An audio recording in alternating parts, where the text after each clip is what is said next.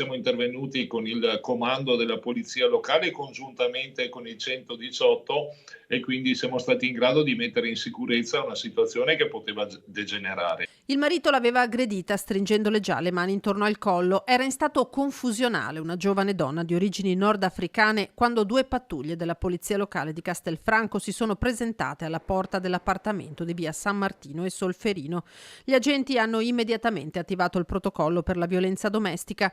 La donna, supportata da uno psicologo, è stata accompagnata in un luogo protetto, mentre insieme a un assistente sociale una pattuglia dei vigili ha prelevato da scuola i 3 figli minori portandoli nella stessa struttura della mamma. Una delle azioni che possono prevenire i femminicidi sono quelli di essere pronti ad intervenire laddove si manifestassero delle situazioni di violenza piuttosto che di maltrattamenti, piuttosto che di disagio nelle famiglie. Sempre più la formazione coinvolge gli agenti di polizia locale che non fanno più esclusivamente multe per trasgressioni del codice della strada, ma sono chiamati a dare servizi e supporto a 360 gradi rispetto ai disagi che le comunità vivono.